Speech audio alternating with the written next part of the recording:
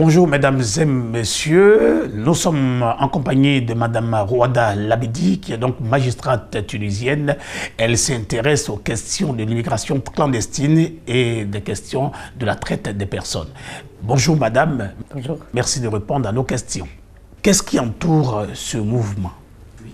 En fait, si on parle traite des personnes, la migration clandestine ou irrégulière, c'est un facteur de fragilité et de fragilisation qui ouvre la voie à la traite des personnes, puisque ces personnes-là n'ont pas leurs papiers ou ne maîtrisent pas la langue, ils doivent se cacher de la police, donc ils se trouvent dans des situations très fragiles qui facilitent l'exploitation de ces personnes-là. Et en fait, il y a une différence entre la migration irrégulière et la traite des personnes, puisque pour la migration irrégulière ou le trafic des migrants, le crime est exercé sur les frontières d'un État, alors que la traite des personnes, c'est un crime sur la personne même de la victime.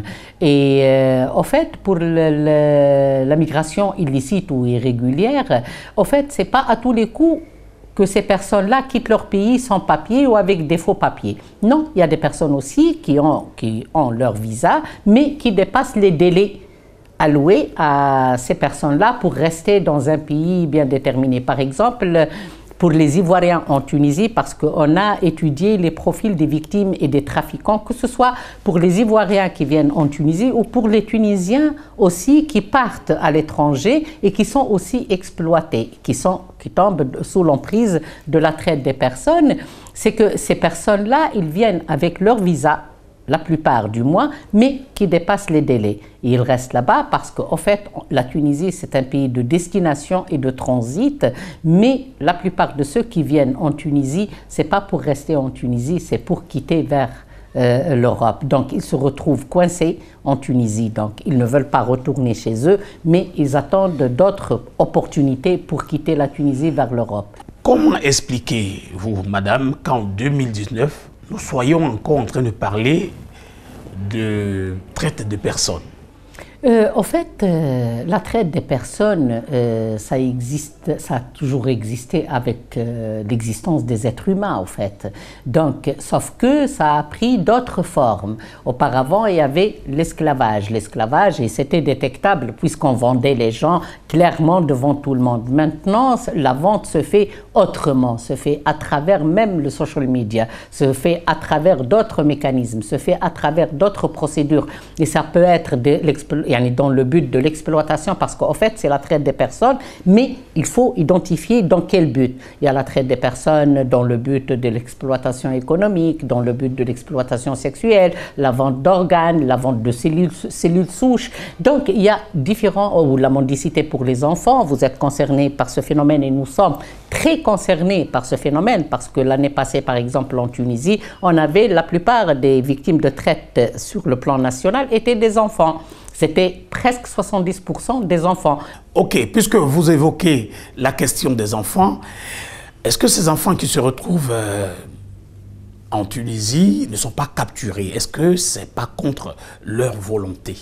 En Tunisie, on n'a noté aucun cas d'exploitation sexuelle et aucun cas d'enfants.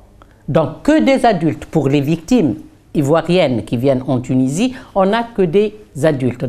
Donc, on n'a pas d'enfants. Par contre, sur le plan national, la traite nationale, donc tunisien, on a des enfants. Pour ces personnes qui s'adonnent à ce trafic et à la traite des personnes, qu'est-ce qui, selon vous, les amène à avoir de tels comportements? La traite des personnes, c'est le 3e crime mondial. C'est le 3e crime pour le rendement. Donc, ça vient en 3e lieu après le trafic d'armes et les stupéfiants, la drogue. Le 3e crime, c'est la traite des personnes. Donc, il y a beaucoup d'argent dedans. Et c'est pour cette raison que la demande est très importante sur ce genre de crime. D'autant plus que ce genre de crime peut aussi cacher d'autres crimes comme le terrorisme, comme le blanchiment d'argent, comme la vente d'organes et tout. Donc, en fait, c'est la demande qui est importante. Vous, en tant que magistrate, quels sont les moyens dont vous disposez pour mettre fin à ce phénomène dans votre pays?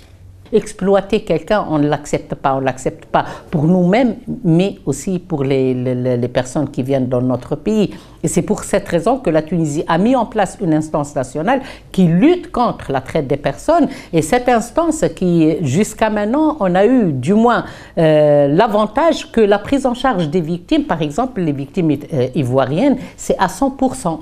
C'est à 100% pour l'hébergement, pour le médico-social, pour le retour volontaire, pour l'exemption des pénalités, pour la réinsertion au Côte d'Ivoire.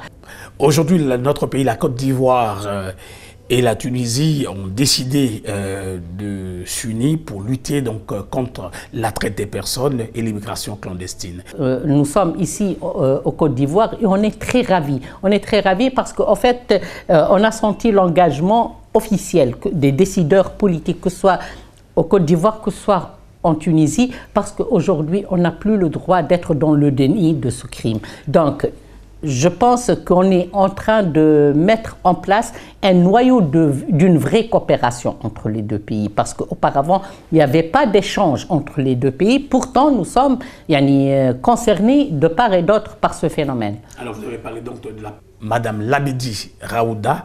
Merci donc d'avoir répondu à nos questions. Je précise que vous êtes magistrate tunisienne et vous vous intéressez à la question de l'immigration clandestine et de la traite des personnes.